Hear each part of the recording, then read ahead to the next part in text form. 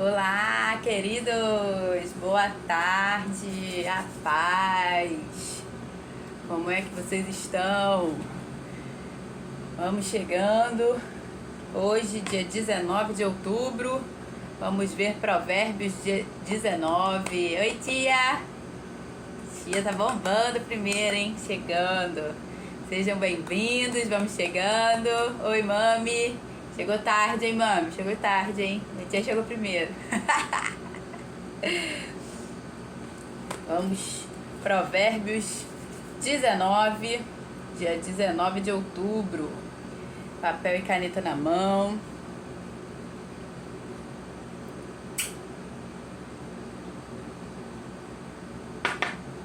Boa tarde, pessoal do YouTube. Eu não posso esquecer do pessoal do YouTube, meu Deus do céu. Senão minha filha briga comigo depois.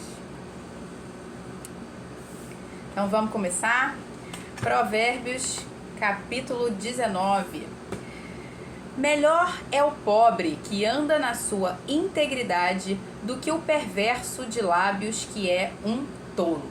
Deixa eu explicar melhor aqui o que seria esse melhor. A gente já viu vários provérbios, né, falando assim, melhor é isso do que isso, melhor é isso do que isso. E quando tá falando desses provérbios, normalmente não é porque a primeira opção é de fato uma opção boa, uma opção melhor. Seria mais ou menos assim, menos pior, se existisse esse termo, que você sabe que não existe, menos pior é uma coisa do que a outra. Seria mais ou menos isso. Então esse melhor aí não significa que Deus está indicando que essa é uma opção boa para você. Por exemplo, aqui que a gente acabou de ler, melhor é o pobre que anda na sua integridade. É melhor ser pobre, apesar da integridade? Não, não é melhor. O melhor é que a pessoa seja próspera, como Deus quer, e íntegra, né? Mas é menos danoso a pessoa ser pobre, porém íntegra, do que de lábios perversos e um tolo. Por exemplo, outro exemplo, a gente viu ontem aqui, no capítulo 17, verso 12, ó. Melhor é encontrar uma ursa da qual roubaram os filhotes do que um insensato na sua tolice. Encontrar uma ursa da qual roubaram os seus filhotes é uma coisa boa? De jeito nenhum, né? Se você encontrar, inclusive, corra, porque vai dar ruim pra você. Então não é bom de forma alguma isso. Mas o que ele tá querendo dizer é que, tipo assim, apesar disso ser tão terrível, apesar disso ser tão ruim, é menos pior, é menos danoso do que essa segunda coisa aqui. Então você vai ver isso em todo o livro de Provérbios, toda hora melhor é uma coisa do que a outra. Então entenda que esse melhor... Oi, tio!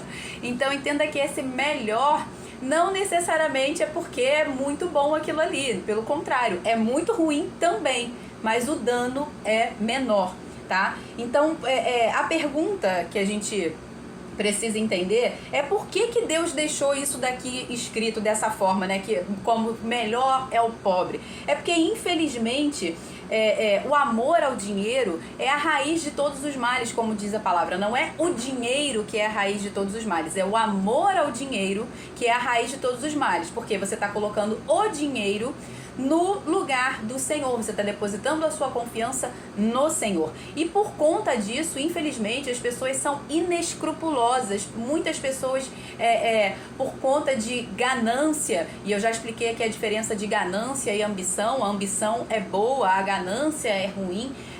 Por conta de ganância, por conta de realmente amar o dinheiro, idolatrar o dinheiro, viver por isso, fazer do dinheiro o seu Deus, as pessoas são inescrupulosas, elas são capazes de fazer atrocidades, coisas absurdas. Então o que ele está falando aqui é de uma pessoa que é perversa e que é tola. Então é melhor, é menos danoso você, nesse caso aqui, ser pobre, que não é algo bom, que não é a vontade do Senhor para você, ou seja, não é melhor, é menos pior nesse caso, do que você ser uma pessoa perversa que está disposta a qualquer coisa por causa do dinheiro. Isso sim seria muito mais danoso.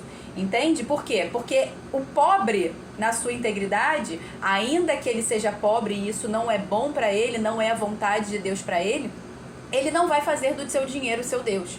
Entende? Então ainda assim ele está na integridade dele e ele permanece se voltando para Deus como de fato Deus é.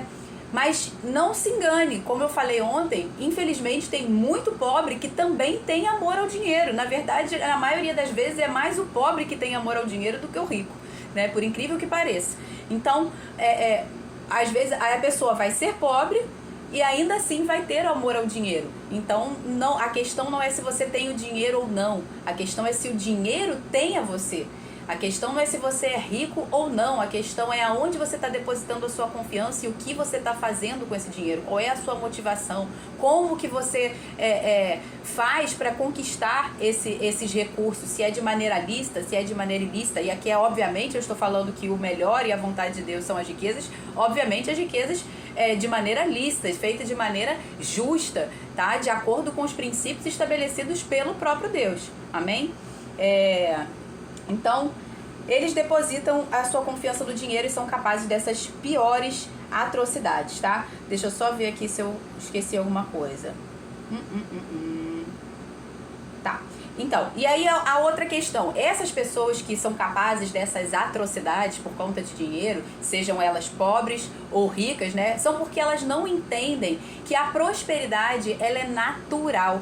A prosperidade, ela está baseada em princípios de sabedoria, de disciplina, de valores, de governo, de gestão, de honra, de generosidade. Todos esses princípios sendo colocados em prática, naturalmente a prosperidade será uma consequência. Então, quando você não faz isso, é como se você estivesse resistindo à riqueza. A pobreza, ela é uma resistência contra aquilo que é natural.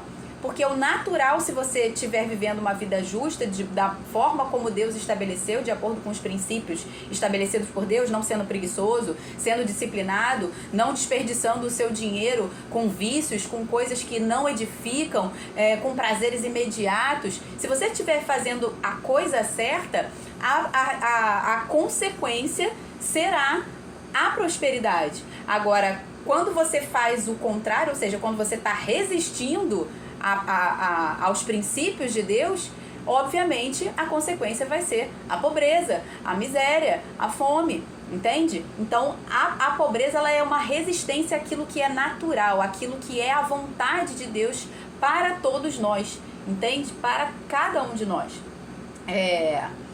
Versículo 2 e versículo 3. Não é bom agir sem pensar. Quem se precipita acaba pecando. A tolice de uma pessoa perverte o seu caminho, mas é contra o Senhor que o seu coração se irrita. Por quê? Porque o tolo, ele não tem autorresponsabilidade, ele não tem essa coisinha chamada autorresponsabilidade. Então ele vai fazer um monte de tolice, ele vai destruir a vida dele, ele despreza a si mesmo, ele despreza aqueles que estão ao redor dele. Então ele vai fazer uma devassa na vida dele. E no final das contas ele ainda vai culpar ao Senhor, como fez, por exemplo, Adão, né? Adão foi lá, comeu do fruto que não deveria, e no final, quando Deus foi questionar ele, ele falou: a mulher que tu me deste me deu do fruto e eu comi. Ou seja, ele culpou a mulher e culpou a Deus pela responsabilidade que era dele. Foi ele quem escolheu, foi ele quem decidiu. Então esse é o tolo. Isso é o que o insensato faz. Ele no final ele vai fazer o errado, não vai se responsabilizar e no final das contas ainda vai culpar os outros ou vai culpar o próprio Deus, como está dizendo aqui. O seu coração se irrita contra o Senhor. Verso 4. Na riqueza, os amigos se multiplicam, mas o pobre, até o seu único amigo, o abandona.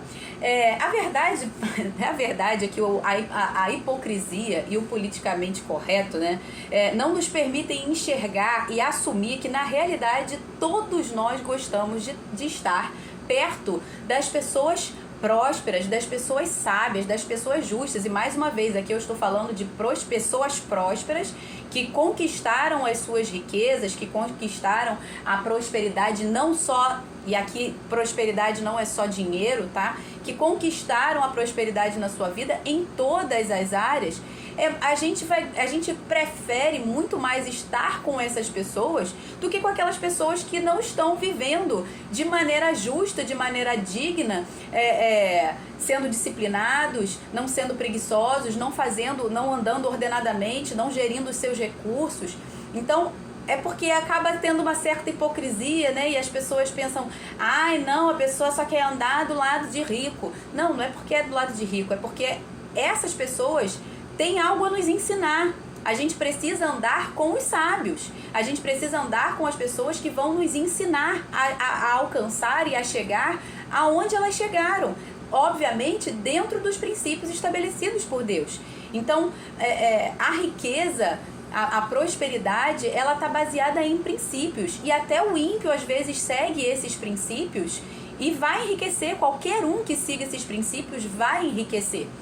Entende? Porque são princípios de gestão, são princípios de honra, são princípios de generosidade, como eu falei aqui. Então, fica parecendo uma coisa meio hipócrita, né? De tipo, ai, não, então se, você só gosta de andar com o rico, você só gosta de andar com o próspero. Quem é que não gosta? Eu vou fazer uma pergunta aqui pra você, obviamente retórica, porque eu sei qual vai ser a resposta. E isso já vai dizer se você de fato prefere andar com alguém que é próspero, alguém que é frutífero, ou com alguém que é improdutivo. Você preferia ter no seu quintal uma árvore frutífera, linda, florida, dando frutos deliciosos, ou uma árvore seca, improdutiva, que, como diz na parábola que Jesus contou, está ocupando a terra inutilmente? Eu acredito qual seja a sua resposta. Então, por aí a gente vai entender que isso aqui, na verdade, não é uma crítica a quem gosta, a quem prefere andar com o rico. É uma realidade. As pessoas, de fato, preferem, porque essas pessoas, repito, não é o rico que conquistou a sua riqueza de maneira corrupta, de maneira injusta, de maneira ilícita. Não.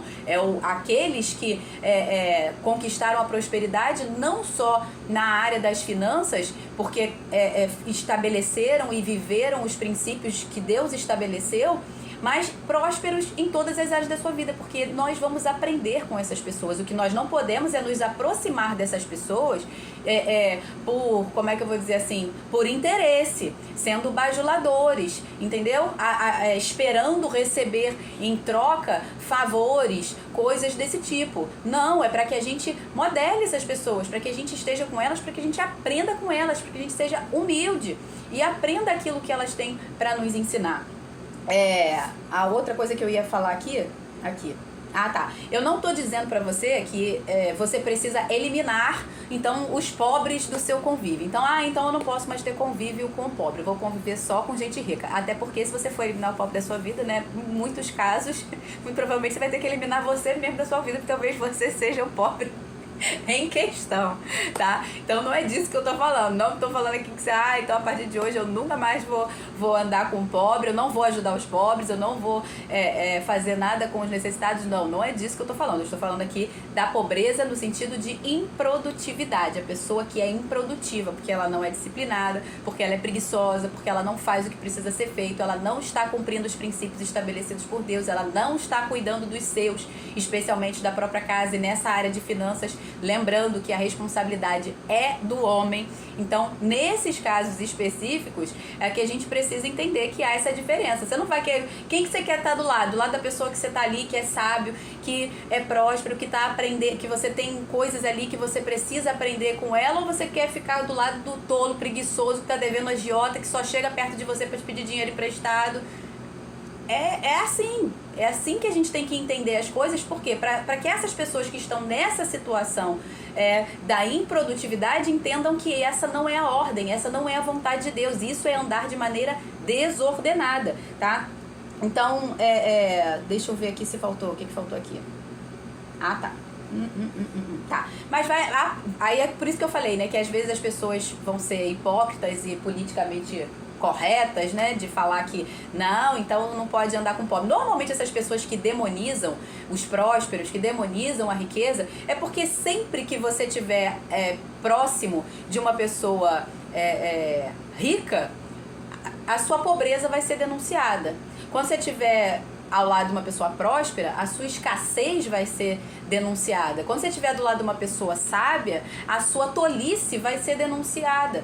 Quando você estiver do lado de uma pessoa que cuida da sua saúde, a sua negligência com a sua saúde vai ser denunciada. Então é muito mais fácil para o hipócrita, para o tolo, para o insensato, para o politicamente correto, é muito mais fácil demonizar aquilo ali como se o errado, como se o certo fosse o errado e ele que está errado fosse o certo.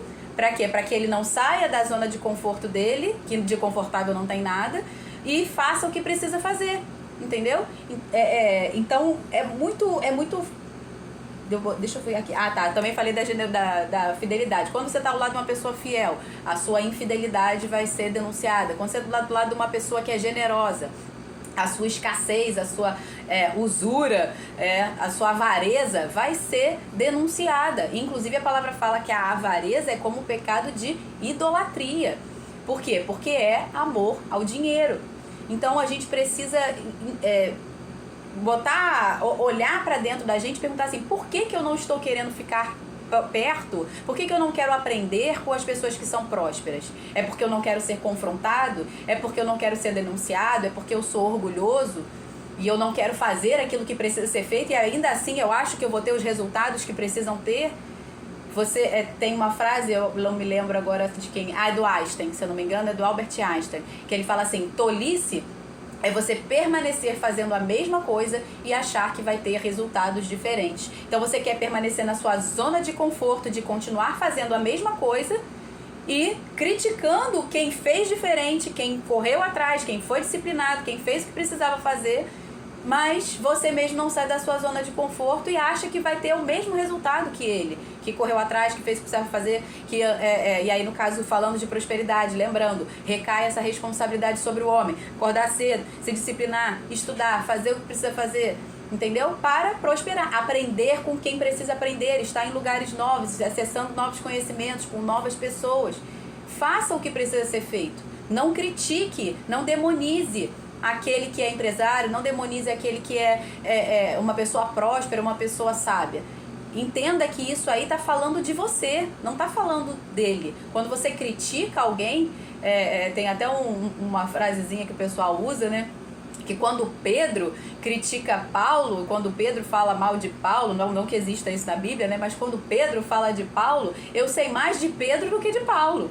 Porque a boca fala daquilo que está cheio o seu coração. Então, quando você começa a denunciar, a se denunciar com aquilo que você fala, criticando aquilo que é bom, aquilo que é a vontade de Deus para você, significa que o seu coração está cheio de insensatez, que o seu coração está cheio de tolice. Então, você está demonizando aquilo que é de Deus para você. Você está blasfemando contra as bênçãos e o propósito de Deus para a sua vida, que é prosperar, que é ter uma vida abundante, que é você ter não só para você, mas para abençoar os outros, que é você ser próspero em todas as áreas da sua vida, seja nos seus relacionamentos, seja na sua saúde, seja nas suas finanças, seja no seu casamento, no seu relacionamento com seus filhos.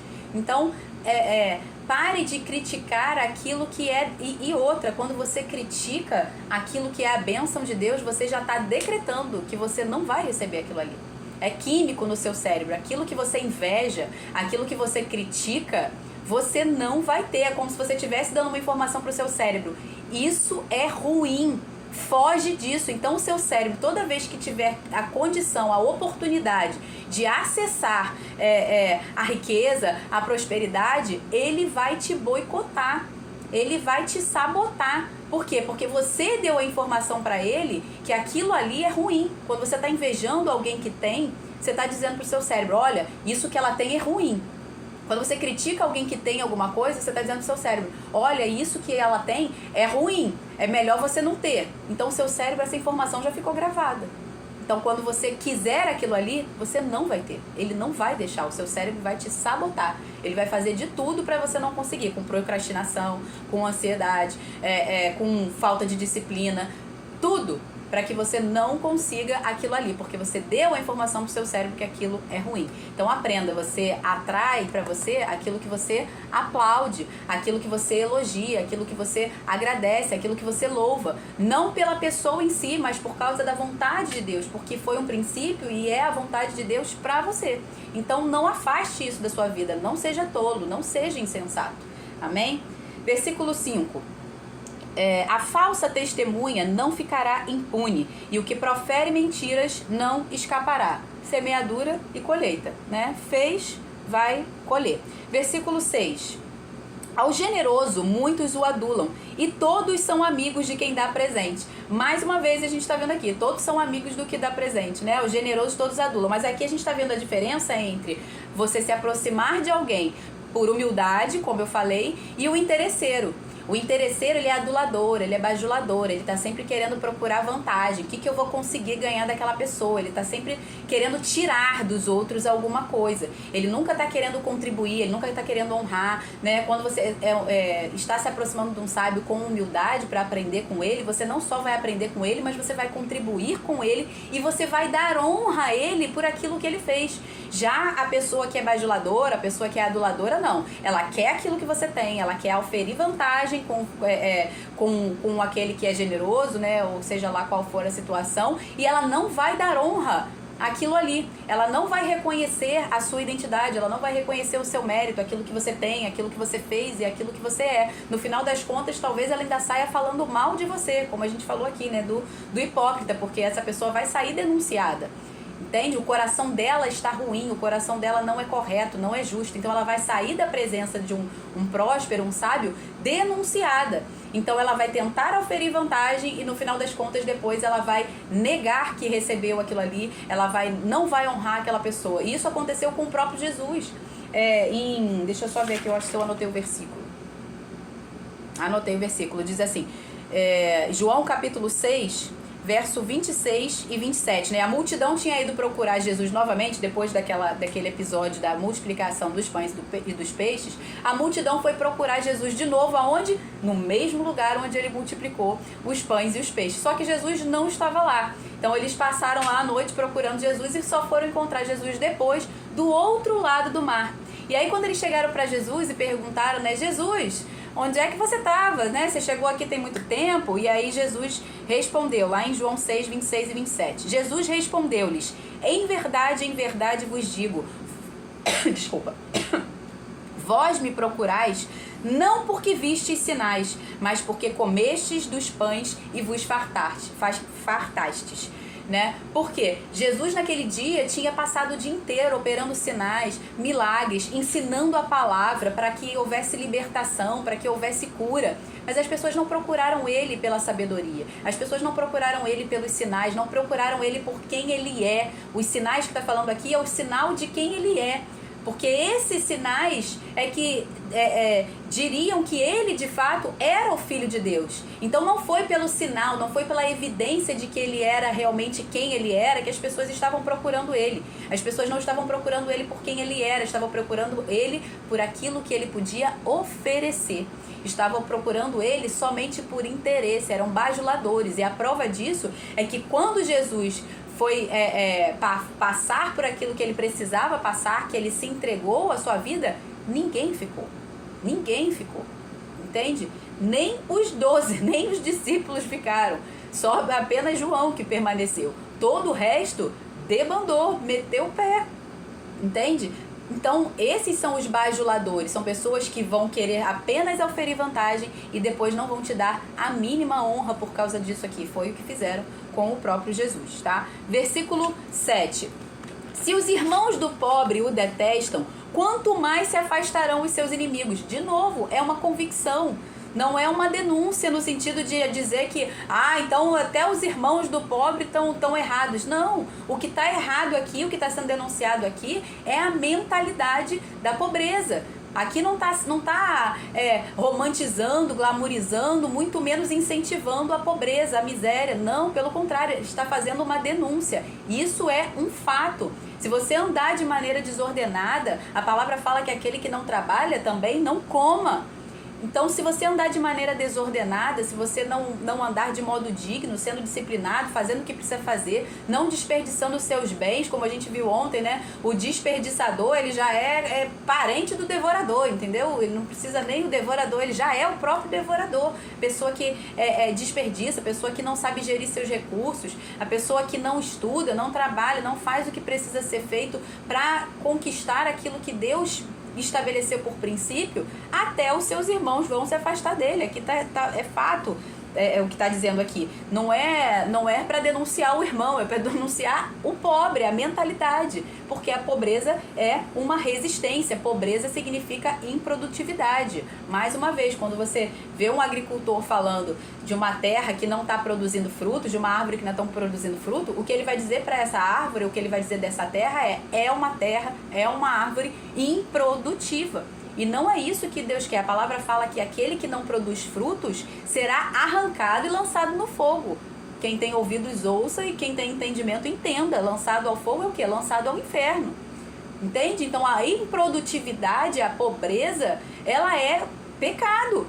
Você não pode permanecer nisso. Você precisa renovar a sua mente, como eu já falei aqui. Não faria sentido a palavra falar, né, que Jesus veio, curou os cegos, fez os coxos andarem, fez os surdos ouvirem, libertou os cativos, e os pobres falou o quê? Para vocês permanecerem do mesmo que tá? Não. Aos pobres ele veio anunciar a boa notícia. Qual é a boa notícia? Vocês não precisam continuar pobres. Vocês estão livres para prosperar. Vocês precisam fazer aquilo que precisa ser feito. Vocês não são mais escravos do diabo, escravos das trevas, escravos da ignorância, escravos da tolice, da insensatez. Não, vocês podem buscar o conhecimento está liberado, tem livre acesso à sabedoria, tem livre acesso a toda sorte de bênção nas regiões celestiais que o Pai já preparou para você. Essa é a boa notícia. A boa notícia não é você pode continuar pobre e mesmo assim você vai ser salvo. Não, não é isso a boa notícia, de forma alguma. Não é. A gente precisa se revoltar com isso, a gente precisa se indignar com isso, porque essa não é a vontade de Deus para nós. Nunca será. Não vai ser, até porque se você não tem nem para você, como é que você vai abençoar o outro?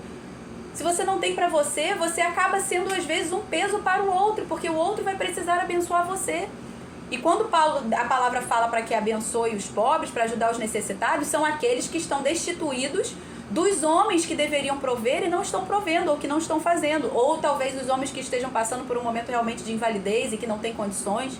Por isso a palavra fala que a verdadeira religião é ajudar os pobres e as viúvas nas suas necessidades, porque tanto o órfão, os órfãos e as viúvas nas suas necessidades, porque tanto o órfão quanto a viúva estão destituídos de quem? Da figura do homem, da figura do provedor. É o órfão que está sem o pai e a viúva que está sem o marido. E quantas famílias estão hoje com órfãos e viúvas de maridos vivos, de pais vivos, porque não estão fazendo aquilo que precisam fazer, não estão andando de maneira ordenada. Então esses aí, de fato, nós precisamos auxiliar, nós precisamos auxiliar os órfãos, nós precisamos auxiliar as viúvas, nós precisamos auxiliar sim as famílias que estão com homens debilitados e que de fato não têm condição de sustentar a sua casa, e não porque não estão fazendo aquilo que deveria ser feito. Esses sim são os necessitados. Então os necessitados não são os acomodados. Os pobres que a gente precisa ajudar não são os que são negligentes, indisciplinados, como eu postei esses dias um vídeo do John Bevere falando exatamente sobre isso. Não confunda a pobreza com negligência, com improdutividade, com indisciplina. Você estar pobre, além de precisar ser um estado e não algo permanente, indica que você está debilitado daquilo que teria que trazer a provisão, que é o homem. Então, se o homem está debilitado é uma coisa. Se a família, a mulher e os filhos estão sem o pai, você vai auxiliar. Entende? É esses aí que são realmente necessitados. É esses aí que são os pobres que você precisa auxiliar. Não é alguém que está com um homem acomodado dentro de casa e não está fazendo o trabalho dele. Entende? Não que você não tenha que ter misericórdia da mulher e dos filhos aí, que como eu falei, tem muitas famílias que estão viúvas, com homens viúvas e órfãos de maridos e pais vivos. Então, nesses casos, a gente auxilia sim, né, por misericórdia. Mas não é essa a vontade de Deus. Não é essa. Essas pessoas estão sendo irresponsáveis e negligentes. E elas vão ser cobradas disso. Vão ser cobrados, porque a improdutividade, ela é pecado. Aquele que não está dando fruto, seja no natural, seja no espiritual, seja no relacional, no almático, vai ser cobrado. Vai ser cobrado, vai ser arrancado. E se não houver conserto, se não houver arrependimento, será arrancado e lançado ao fogo, como diz a palavra, porque está andando de maneira injusta. Tendo conhecido a justiça, preferiu andar de modo injusto, tá? Onde é que eu parei? Versículo 8. Quem adquire sabedoria ama a sua alma. O que conserva o entendimento acha o bem.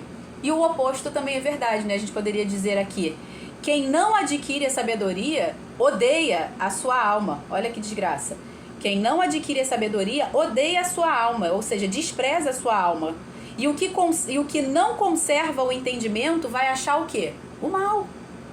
Então o oposto também é verdade. Então preste muita atenção, porque às vezes a gente atenta para a promessa, para aquilo que é bom, para aquilo que é positivo, mas não cuida de entender que o contrário também é verdade. Se eu não buscar a sabedoria, verso 8, né? Se eu não buscar a sabedoria, significa que eu me odeio, que eu me desprezo. Por isso a palavra fala que o tolo despreza a si mesmo. Significa que eu não me amo. Inclusive a palavra fala com relação ao marido, que o marido, ele que de fato ama a sua esposa como Cristo ama a igreja, porque ele ama o próprio corpo. E a palavra ainda fala assim: ninguém jamais odiou o próprio corpo, exceto o tolo. O tolo odeia o próprio corpo. E por isso talvez ele vai prejudicar, desgraçar a vida da família inteira por causa disso. Entende? Porque ele despreza a si mesmo, ele despreza o seu próprio corpo. Então como é que ele não vai desprezar a sua esposa? Como é que ele não vai desprezar os seus filhos? Por isso a palavra fala que aquele que não cuida dos seus, especialmente os da própria casa, negou a fé e é pior do que o incrédulo, tá? Versículo 9. É no versículo 9 que eu tô? Onde é que eu tô aqui, gente? É isso mesmo, versículo 9. A falsa testemunha não ficará impune, e o que profere mentiras perecerá. Mais uma vez, semeadura e colheita aqui. Versículo 10. Ao tolo não fica bem viver no luxo, quanto menos ao escravo dominar sobre os príncipes. Justamente por quê? Porque viver no luxo, o luxo foi feito para quem? É para o tolo ou é para o sábio? Olha aqui o que ele está dizendo, para você ver como é que os outros versículos não estão denunciando aqueles que estão se afastando dessa condição de miséria, e sim denunciando a pobreza, aquele que escolheu permanecer na condição de pobreza. A prova está aqui. Ao tolo não fica bem viver no luxo. Fica bem é para quem? O contrário aqui seria o quê? Ficar bem o luxo ao sábio, ao justo, aquele que está fazendo aquilo que precisa ser feito, e não ao tolo. É incoerente o tolo viver no luxo. Assim como também é incoerente o escravo dominar sobre o príncipe. Então quem é que tem que dominar? É o filho, que é o príncipe, o filho do rei, ou é o escravo? Por isso que aquele que é tolo, aquele que é insensato, ele vai sempre ser escravizado. Ele vai sempre ser escravo do sábio. Entende? Então não fica bem, é incoerente. O justo foi feito para o luxo, foi feito para o domínio, para o governo. Isso é para os filhos maduros, para aqueles que são cheios do Espírito Santo, para aqueles que buscam a sabedoria, que buscam conhecimento, que buscam o entendimento, que praticam a palavra de Deus. É para eles, é para essas pessoas aqui. Para os tolos, para os insensatos, não fica bem a honra. A honra não foi feita para os tolos. Então, aquele que faz o que precisa ser feito será honrado, será recompensado com as riquezas, com as prosperidades. Deus não vai dar para o tolo, Deus não vai dar para o insensato. Por quê? Até porque é o sábio e é o filho maduro que vai ter entendimento do para que serve a riqueza. Que a riqueza, ela é armamento para o reino, ela é para edificação do reino. E nós, como igreja, também somos edificados.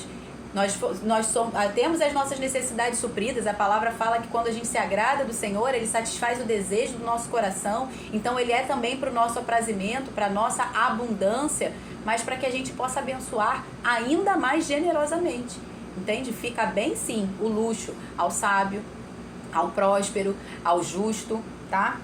Versículo 11. O bom senso leva a pessoa a controlar a sua ira. É isso mesmo?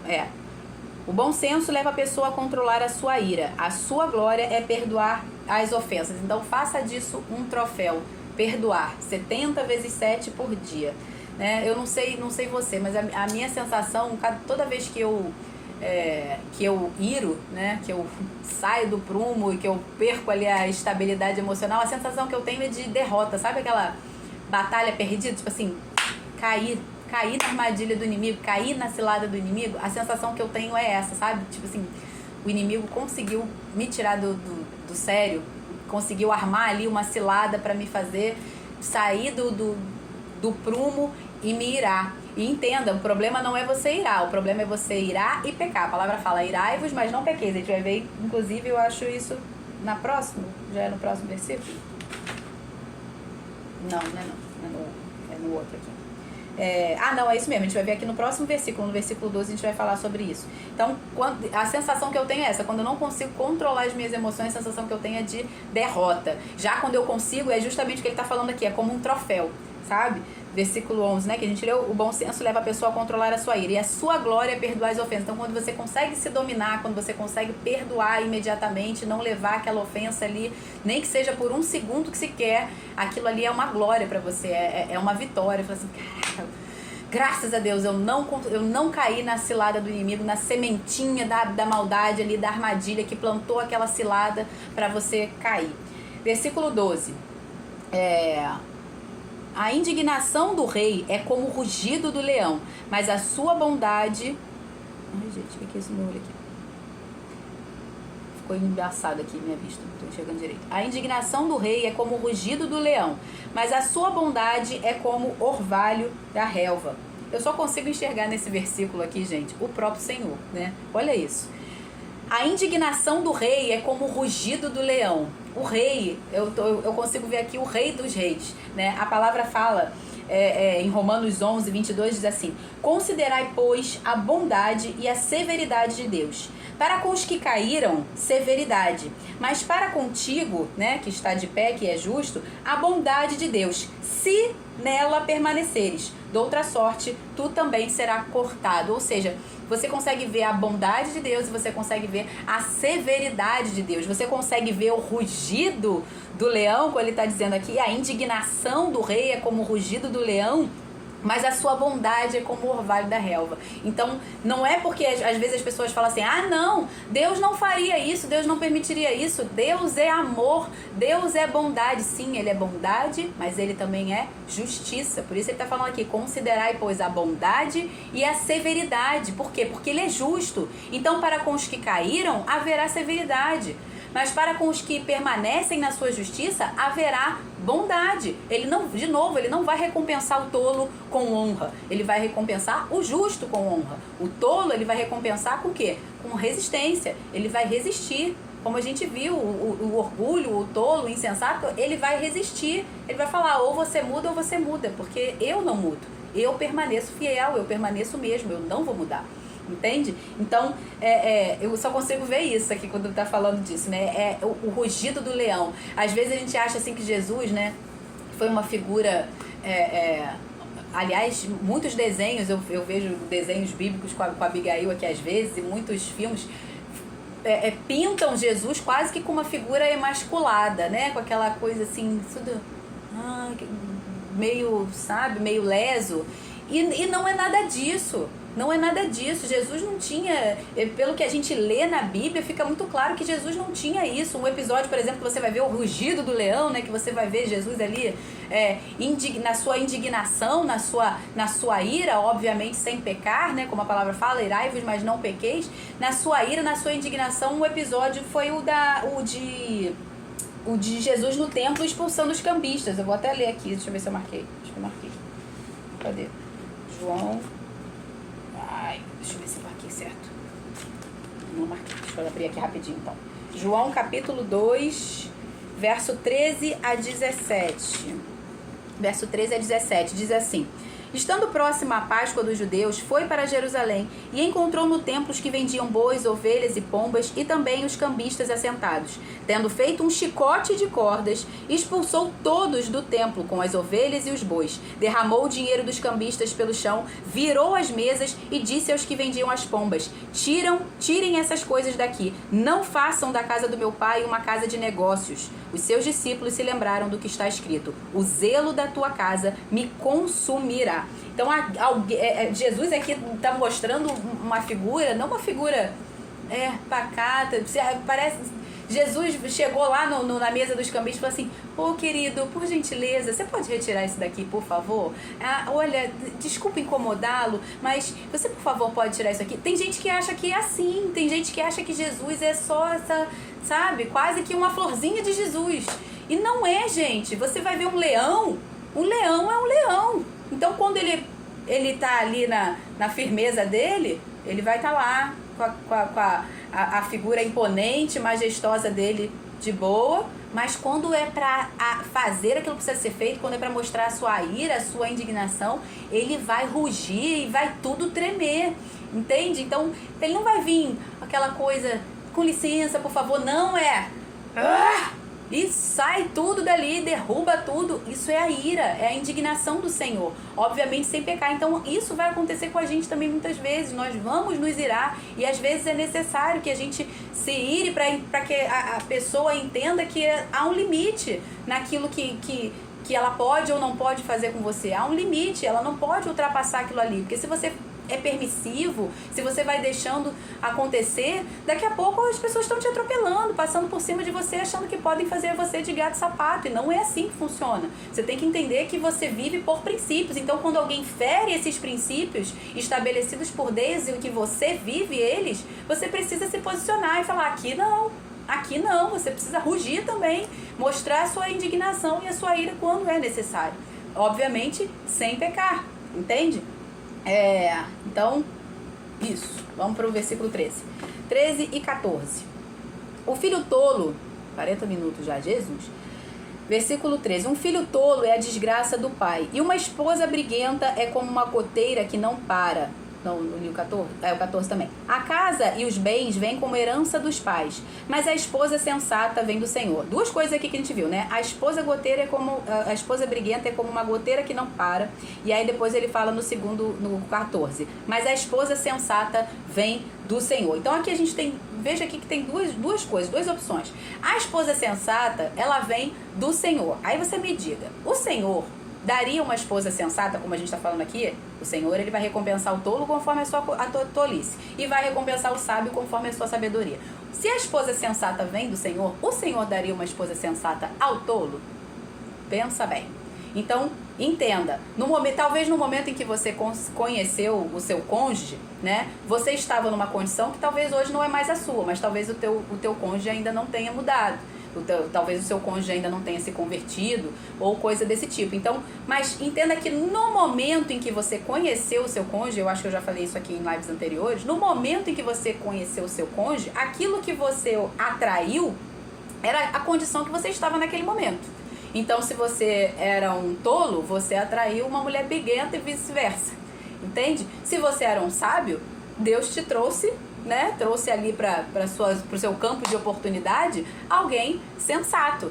Porque é aquilo que você era naquele momento que você atraiu. Mas não significa que essa condição ao longo do tempo não mude. Ao longo do tempo você pode ter se convertido, você alcançou sabedoria, mas não necessariamente o cônjuge também andou na mesma situação. Não necessariamente o cônjuge mudou. Então talvez hoje você esteja numa condição em que, apesar de antes você tenha sido um tolo, hoje você não é mais. Ou talvez você seja o caso do briguento ou da briguenta e hoje você não é mais. Mas uma coisa que precisa ficar entendido aqui também, tá? Então aqui o tolo, ele vai atrair aquilo que a alma dele clama.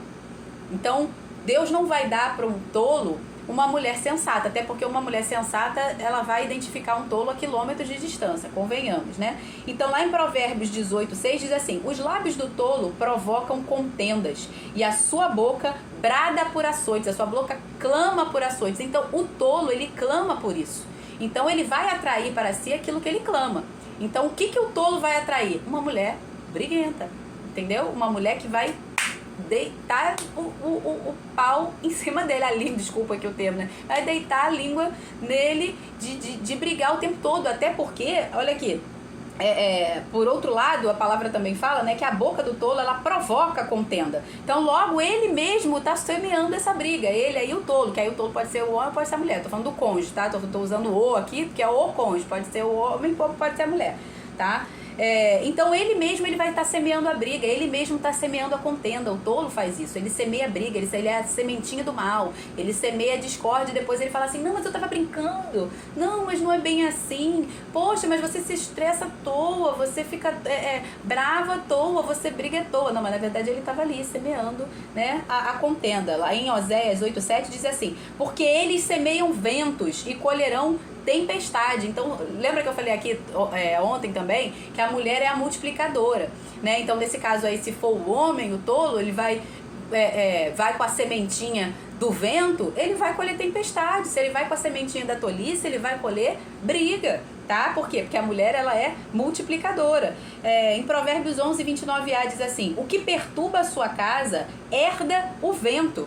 Ou seja, tá herdando desordem. O vento vai passar e vai derrubar tudo, vai causar um caos. Por quê? Porque ele está perturbando a sua própria casa. O tolo faz isso. Mais uma vez, o tolo faz isso por quê? Porque ele despreza a si mesmo e ele despreza a todos. Então ele vai causar destruição e dano na sua própria casa, tá?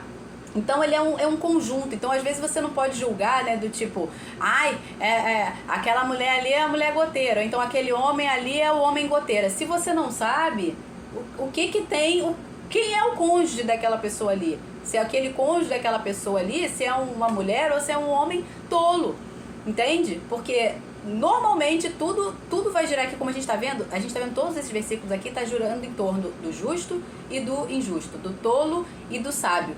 Tudo que tiver envolvendo o tolo, você pode ter certeza, ali é o núcleo. Inclusive lá em Provérbios 20:26 diz assim: a fogueira se apaga quando acaba a lenha. Da mesma maneira, as brigas acabam quando o encrenqueiro, o implicante, o tolo é separado do grupo. Então, o tolo ali, ele é separado do grupo. Na minha família a gente tem uma brincadeira de dizer que é o gato, né? O gato. Quando o gato tá junto, você pode botar o cachorro para brincar com o passarinho, não dá problema. Pode botar o passarinho para brincar com o peixe, não dá problema. O peixe para brincar com o cachorro, não dá problema. O passarinho para brincar com qual outro bicho, hein? Agora eu não lembro. Vamos botar só esses quatro, né? O gato, o passarinho, o peixe e o cachorro. Se o cachorro brinca com o passarinho, não tem problema. Se brinca com o peixe, não tem problema. Se o peixe brinca com o passarinho, não tem problema. Se brinca com o cachorro, não tem problema. Não vai dar problema. Agora você bota o gato briga com o cachorro, o gato briga com o passarinho, o gato briga com o peixe. O gato é o problema. O gato, ele vai dar problema com qualquer um. Entendeu? Então é isso aqui que ele tá falando aqui. O tolo aqui em Provérbios 26:20 é o gato. O gato, ele vai dar problema com qualquer um. Entendeu? Então você tira o gato, acabou o problema. Entendeu? Então tirou a tolice, acabou o problema, tá? Então só vai haver briga onde houver um tolo envolvido no meio da história, tá? Versículo de 15-19 aqui, para poder adiantar, porque senão vai acabar a live igual ontem, gente. Vai completar 1 hora e eu não vou terminar. 15-19, vou ler agora o corridão aqui. A preguiça faz cair em profundo sono e o ocioso passará fome. Mais uma vez aqui, olha a injustiça, olha a desordem, né? Preguiça, ociosidade. Quem guarda o mandamento guarda a sua alma, mas o que despreza os seus caminhos, esse morrerá. Quem se compadece do pobre empresta ao Senhor e este lhe retribuirá o benefício. Mais uma vez, quem é o pobre aqui? É aquele que está necessitado no sentido de estar destituído do provedor da sua casa, tá? Ou que o provedor é negligente e não está fazendo aquilo que precisa ser feito. Verso 18. Corrija o seu filho enquanto há esperança, mas não se exceda a ponto de matá-lo. Por favor, né? Tem misericórdia. Que é você se deixar levar pela ira e acabar pecando aqui. Versículo 19. Aquele que se deixa levar pela ira terá de sofrer o castigo, porque se você o livrar, terá de livrá-lo de novo. Em Efésios 4:26-27, esse se deixar levar pela ira aqui é justamente o pecar, tá? O problema não é você irar, o problema é você se deixar levar pela ira e a consequência será o pecado. Efésios 4:26-27 diz: irai-vos, mas não pequeis. Não se ponha o sol sobre a vossa ira, nem deis lugar ao diabo. Ou seja, é legítimo, é lícito que você se ire. O que você não pode é progredir essa ira para o pecado, tá? Então, em outras palavras, o que está sendo dito é que assim, ó, aquele que pecar pela ira terá de sofrer o castigo, porque se não for castigado, pecará novamente quando se irar, tá? Então, o castigo para aquela pessoa que pecou é para servir de exemplo para os outros. Olha, não faça isso, entendeu? É isso que está dizendo aqui. Aquele que se deixa levar pela ira terá de sofrer o castigo, porque se você o livrar, ele fará de novo. Se você livrar a pessoa que pecou, ela vai pecar novamente, porque ela viu que não tem consequência. Mas se houver consequência, ela vai se corrigir, né? A menos que seja um tolo, que talvez não se corrija. ela vai se corrigir e ainda vai servir de exemplo para os outros, como a gente vai ver mais aqui na frente. Versículo 20. Ouça os conselhos e receba a instrução, para que você seja sábio a partir de agora. Há muitos planos no coração do ser humano, mas o propósito do Senhor permanecerá. Já vimos isso também em outros provérbios. O que torna alguém agradável é a misericórdia. O pobre é preferível ao mentiroso. Mais uma vez aqui, ó, lembra que a gente falou assim? É melhor um do que o outro? Não é que ser pobre é bom, mas entre você ser pobre e você ser mentiroso, né, é menos pior que você seja pobre do que você ser mentiroso. Mas nenhum dos dois é bom, tá? O temor do Senhor conduz à vida. Aquele que o tem ficará satisfeito e nenhum mal o visitará. O preguiçoso põe a mão no prato e não quer ter o trabalho de levar a boca. Ô, miséria! Castigue o zombador e o simples aprenderá a prudência. Repreenda o sábio e ele crescerá no conhecimento. Quem maltrata o seu pai ou manda embora a sua mãe é filho que causa vergonha e traz desonra. Meu filho, se deixar de ouvir a instrução, você se desviará das palavras do conhecimento. A testemunha depravada zomba da justiça, e a boca dos ímpios devora a iniquidade. Preparados estão os juízos para os zombadores e os açoites para as costas do tolo. Como eu falei aqui, né? Eu vou ler aqui novamente o versículo 25 e o versículo 29, que eu quero citar aqui, que é: castigue o zombador e o simples aprenderá a prudência. Repreenda o sábio e ele crescerá no conhecimento. Preparados estão os juízos para os zombadores e os açoites para as costas dos tolos. Aqui na versão Nova Bíblia Viva, o versículo 25 está escrito assim: quando um rebelde, né, ou em outras versões está um arrogante, um insensato, quando um rebelde é castigado, os inexperientes veem as consequências do pecado e se tornam sábios. Quando o homem com discernimento é repreendido, ele se torna sábio. Tá? Então, o açoite, a correção para o tolo, a correção para o rebelde, para o arrogante, para o insensato, é para não só corrigi-lo, mas para servir de exemplo para os outros, para os simples, para aquelas pessoas que às vezes são ineptas e ainda não entenderam aquilo ali, né? Isso serve, por exemplo, dentro de casa, para os irmãos mais velhos, que às vezes estão dando mau exemplo para os irmãos mais novos, então você precisa corrigir para que os mais novos, que ainda têm menos entendimento, possam ver e entender: olha, isso aqui não pode ser feito. Se você fizer o mesmo que seu irmão está fazendo, você vai sofrer a mesma consequência. Então, se ele for sábio, né, se o coração dele for voltado para a sabedoria, para receber o ensino, ele vai alcançar, ele vai se tornar mais sábio ainda. Amém? Bom, gente, então, hoje foi isso. Muito obrigada a todos, que Deus abençoe a todos. Vamos orar aqui. Pai, muito obrigado, Senhor. Obrigado pela tua maravilhosa palavra, Senhor. Obrigada por esse dia lindo, por esse sábado maravilhoso que o Senhor preparou para nós, fresquinho, agradável, com essa chuva, Pai, que sempre traz a tua bênção para nós, Senhor. Na tua palavra, sempre que há chuva, Senhor, é sinal de bênção, Senhor, e nós te agradecemos por isso. Te agradecemos por esse dia que o Senhor abençoou, trazendo a sua chuva, que rega a terra, que faz molhar o solo, trazer nutrientes para a terra e fazer com que os frutos, Senhor, sejam estabelecidos, as árvores cresçam e frutifiquem, Senhor. Pai, em nome de Jesus, nós clamamos hoje ao Senhor por essa chuva sobre a nossa vida, Senhor, que nós estejamos expostos à chuva da tua palavra, à chuva da tua sabedoria, Senhor. A tua palavra fala que a tua sabedoria, a tua palavra é como água, Senhor, é como um rio que flui, que nos lava, que nos limpa, que nos purifica, Senhor, que nós estejamos hoje, assim, rendidos, ó Pai, à tua palavra, à tua sabedoria, como chuva seródia, Senhor, que rega a terra e que nos faz frutificar, Pai. Em nome de Jesus, que não sejamos, ó Deus, improdutivos, que não sejamos inférteis, ó Deus, mas que sejamos produtivos, Pai, que não venhamos atentar contra os teus princípios, contra a tua palavra, Pai, que não sejamos antinaturais, Pai, que não venhamos a resistir àquilo que o Senhor tem para nós, mas que abracemos, ó Deus, a disciplina e a correção e a sabedoria para fazer aquilo que precisa ser feito, para prosperarmos em todas as áreas da nossa vida, Pai. Em nome de Jesus, Senhor, eu declaro a tua bênção, Senhor, sobre a vida de cada um que está aqui agora, ao vivo, assistindo, e daqueles que assistirão depois, depois, Pai, que sejam abençoados, que essa palavra encontre terra fértil, para que venha frutificar a 30, a 60 e a 100 por um, e que o inimigo não roube essa semente, Senhor. Em nome de Jesus, que os tolos não resistam, Senhor, a essa palavra, mas que recebam essa palavra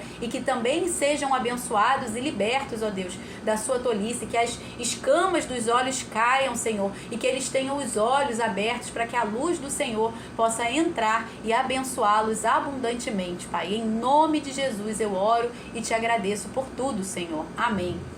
Amém, gente? Beijo, fiquem com Deus, Deus abençoe. Amanhã, Provérbios 20, se Deus quiser, em nome de Jesus. Tchau, tchau, fiquem com Deus. Tchau, pessoal do YouTube.